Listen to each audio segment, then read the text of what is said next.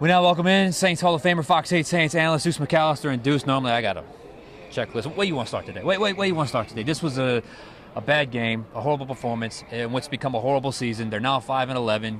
They lost by 2 touchdowns to a team that had 3 wins coming into this game. Where do you want to start today? Like the fans and the players, you're tired, You're frustrated, you're upset, you're looking for answers, and you can point the fingers at a lot of different things, but at the end of the day, it's about playing. You got to play better, and so from an execution standpoint, whether you want to look at offensively, I think you were 1 of 10, whatever it was on not third very down. On third down. It was not very good. The last one came late in the fourth quarter. Inability to run the football hurt you. Losing Kendra hurt you because you only had 3 backs up. Well, the problem with Clyde, who did well, he's only been here a couple weeks. Yeah. And so inability to run the ball hurt you. You became a drop-back pass team.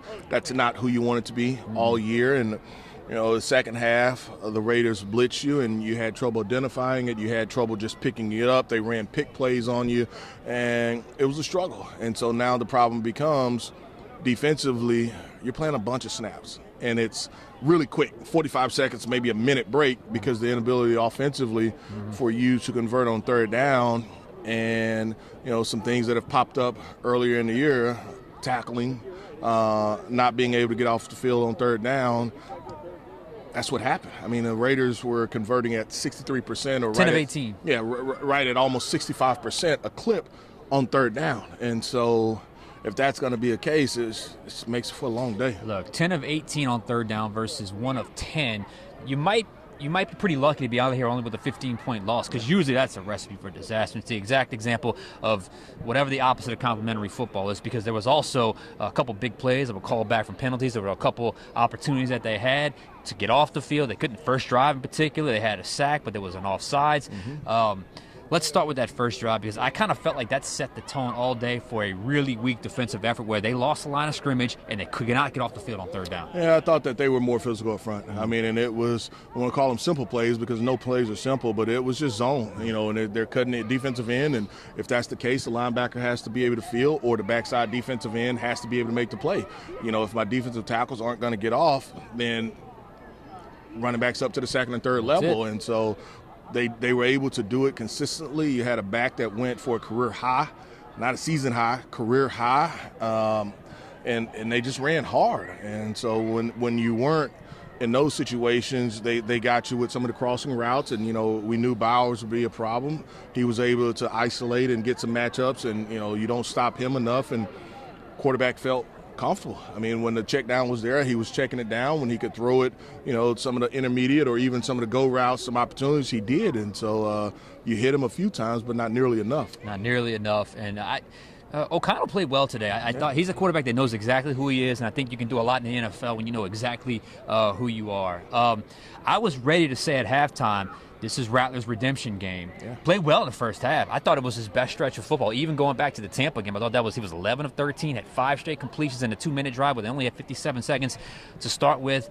But then the second half came, and I kind of felt like the wheels came off a little bit on. What did you see from Spencer Rattler? No, I agree with you. In the second half, they dialed up the pressure a lot more, whether it was double A mug or whether it was engaging, getting the offensive line to engage, and now, dropping out. They did, to disguise it really well as far as some of the zone blitz looks, but, they went heavy, and the Saints just had trouble being able to pick it off. And so they ran a pick play against your guards, and, now the back is involved, and, instead of staying on that guy, they tried to move off of it. And so my quarterback is moving a lot, and so a lot of his had to improvise probably a little bit more than you wanted him to.